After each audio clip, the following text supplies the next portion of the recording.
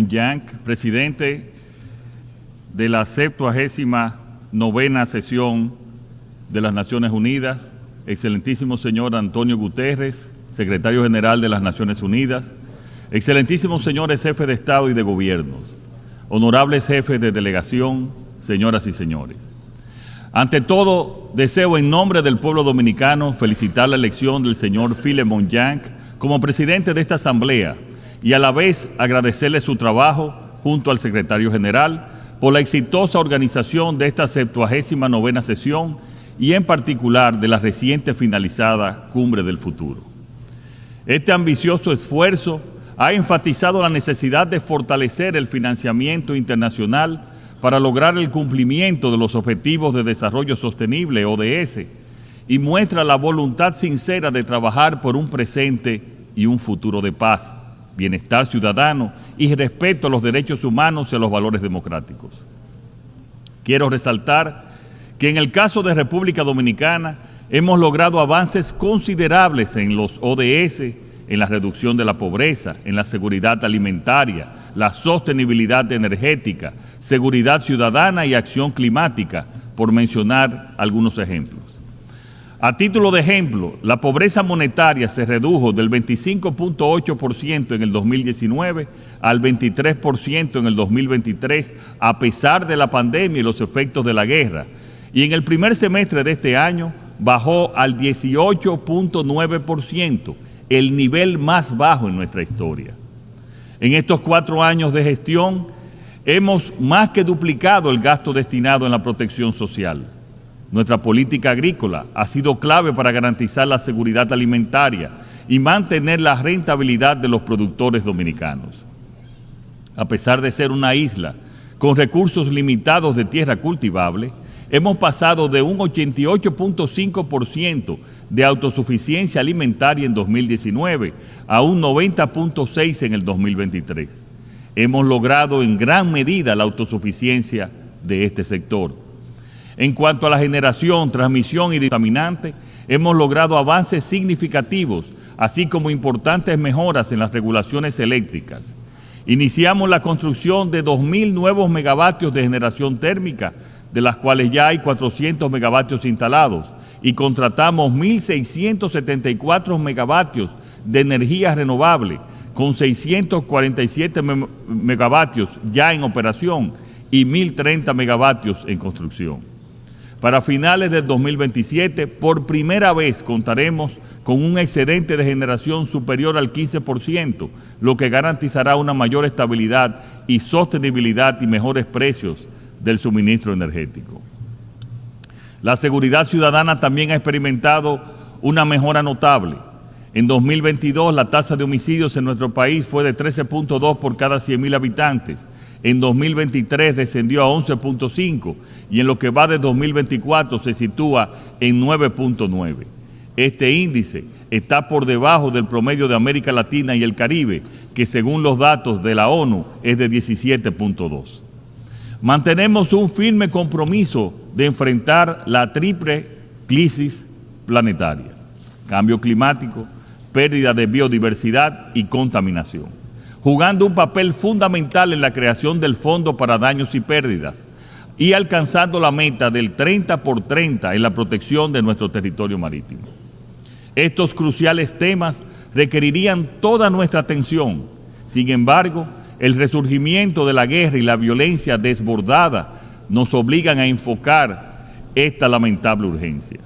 Desde su aprobación en el 1945, la Carta de las Naciones Unidas nos ha servido bien, pero tras 7 décadas se han acumulado una serie de retos y desafíos que hoy desbordan su marco institucional, como lo ha enfatizado el secretario general Guterres en su discurso de apertura. Existe un consenso generalizado de que necesitamos con urgencia un nuevo modelo de gobernanza global. Uno que fomente mayor confianza y efectividad en las decisiones emanadas de este imprescindible concierto de naciones. Para la República Dominicana, el compromiso con un multilateralismo efectivo y renovado es prioritario. Este enfoque es necesario para garantizar el respeto al derecho internacional y proteger a las naciones frente a las amenazas globales que comprometen su seguridad y bienestar. Sin una acción concertada y basada en principios, los cimientos de la comunidad internacional se seguirán debilitando. Desde su formación, República Dominicana ha sido un pueblo abanderado de la paz, de la solución pacífica de los conflictos. La pérdida de miles de vidas inocentes, niñas, niños y envejecientes resulta intolerable y por esto alzamos nuestra voz para reclamar de manera enérgica la protección efectiva de la población civil conforme lo disponen las normas del derecho internacional humanitario. Una sólida teoría postula que las democracias rara vez van a las guerras unas contra otras. Los dominicanos estamos convencidos de que la promoción de la democracia es un elemento esencial para la construcción de una paz duradera. La democracia no puede reducirse a un sistema de procedimientos mecánicos. La democracia tiene que ser una realidad viva que transforme positivamente la vida de los ciudadanos. Señor presidente, nos encontramos en un momento crucial para la democracia en América Latina y el Caribe. En las últimas décadas hemos sido testigos de un preocupante deterioro en la calidad y el apoyo a los sistemas democráticos. De acuerdo con la reconocida encuestadora Latinobarómetro, el apoyo a la democracia ha tenido una considerable disminución entre el 2010 y el 2023, mientras que el apoyo al autoritarismo aumentó en el mismo periodo. Múltiples factores inciden en este declive, entre ellos las secuelas de las frecuentes crisis económicas globales que se han vuelto cíclicas desde finales de los años 90. Pero otro factor igualmente importante es que los ciudadanos no perciben los beneficios tangibles de la democracia y muestran gran preocupación por el personalismo y la corrupción, la confianza en las instituciones democráticas. Frente a ese panorama, resalta la propensión a perpetuarse en el poder, que en el caso de América Latina toma la forma de la reelección indefinida. Y en los últimos 30 años esta tendencia ha ganado fuerza, erosionando la democracia. Tenemos el ejemplo de Venezuela, que combina la concentración del poder, la persecución de la oposición y la censura a los medios de comunicación, sin la debida transparencia que requiere cualquier proceso electoral y sin sustento documental alguno, la crisis no hará más que agravarse. Seguiremos insistiendo en la publicación de todas las actas electorales, su verificación por instituciones imparciales y el respeto al resultado emanado de la voluntad del pueblo venezolano. Sin esta publicación no puede declararse un ganador legítimo. La alternancia en el poder es un elemento esencial para garantizar un ejercicio político responsable y genuinamente participativo. La democracia parte de un principio fundamental: el perdedor tiene que aceptar su derrota y ejercer una oposición leal y constructiva. Otro principio democrático esencial establece que el ganador tiene el deber de no avasallar ni doblegar al adversario. La democracia no puede ser ejercida únicamente por y para los ganadores. La mayoría debe garantizar el respeto y la inclusión de las minorías, que gozan de iguales derechos y deben ser tratados con equidad y justicia.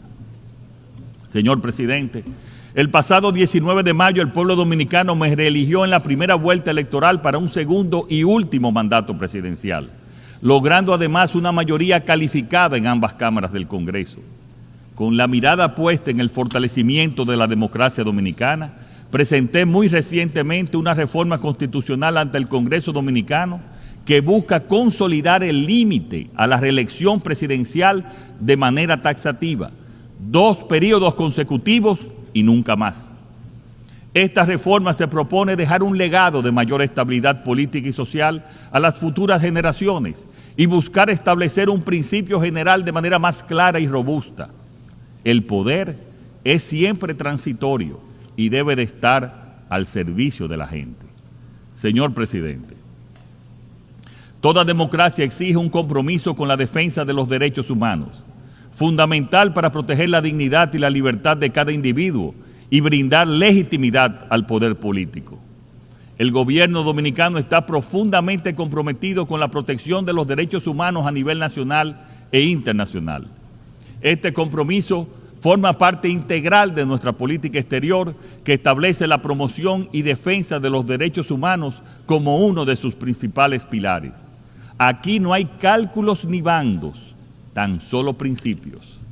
Por eso, la crisis en Haití merece una atención especial. Desde hace más de 3 años, la inestabilidad en el país vecino ha generado una presión significativa sobre nuestra seguridad. Venimos solicitando con firmeza el involucramiento de la comunidad internacional en un rol protagónico y sostenido en la estabilización de Haití. Esta es una necesidad estratégica para la seguridad en mi país y en toda la región. El Estado dominicano ha asumido una alta responsabilidad ante la crisis haitiana que va mucho más allá de lo que le corresponde, proporcionando servicios esenciales a una gran población proveniente del país vecino. En el 2023, las atenciones médicas a inmigrantes haitianos generales representaron el 12% del total de los servicios prestados a través de nuestro sistema de salud pública. Además, actualmente hay cerca de 200,000 menores extranjeros en el sistema educativo público dominicano, de los cuales se estima que más de 147,000 son de origen haitiano. Estos datos reflejan la gran carga económica y sentido humanitario de República Dominicana, pero solos no podemos más. Después de un largo batallar por la aprobación de varias resoluciones en el Consejo de Seguridad, finalmente se empezó a vislumbrar un camino hacia la estabilidad con la creación del Consejo Presidencial de Transición y la llegada de la Misión Multinacional de Apoyo a la Seguridad en Haití. Aprovechamos la ocasión para agradecer a Kenia y al presidente Ruto, que ha cargado con la mayor parte de los efectivos que apoyan a la Policía Nacional Haitiana, y a Estados Unidos, país que ha asumido la mayor carga financiera y logística. También a Jamaica, Bahamas y El Salvador, que ya han enviado sus aportes. Asimismo, a CARICOM, por sus esfuerzos en favor del diálogo y la concertación en Haití. Pero hasta ahora, solo se han desplegado 400 efectivos de la MSS, de un mínimo de 2,000 requeridos para que la fuerza sea efectiva. Sin embargo, hoy día no se han depositado en el Fondo Fiduciario para Haití los recursos requeridos para lograr el despliegue pleno de la fuerza y alcanzar los objetivos de pacificación y respaldo a la eventual celebración de elecciones libres, justas y transparentes. Señores, hemos llegado a este punto con grandes sacrificios, pero a prácticamente un año de la celebración de las elecciones en Haití, aún no están dadas las condiciones para ello. No podemos permitir que los esfuerzos hasta aquí alcanzados se desplomen, pues de lo contrario, el colapso de Haití será inminente y sus consecuencias alcanzarán a toda la región. Esta misión significa una excepcional esperanza para el restablecimiento de la normalidad en Haití. Un fracaso podría implicar la necesidad de nosotros adoptar medidas drásticas para proteger nuestra seguridad nacional. Es inaceptable que a estas alturas algunos de los países que han tenido incidencia en la situación haitiana o que se han comprometido con su solución no hayan cumplido plenamente con sus promesas. Mientras la seguridad nacional de mi país esté implicada, no cesaré de reclamar por la estabilidad de Haití. Señor presidente, República Dominicana y el gobierno que presido seguirán colaborando con la comunidad internacional de manera solidaria y comprometida para cumplir con los objetivos del desarrollo sostenible.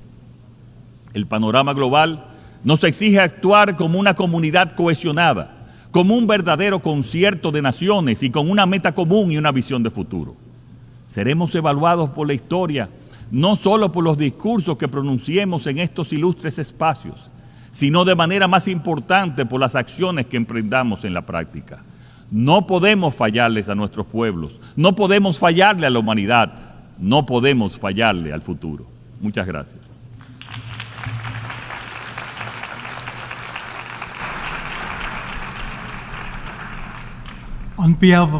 En nombre de la Asamblea, doy las gracias al presidente de la República Dominicana.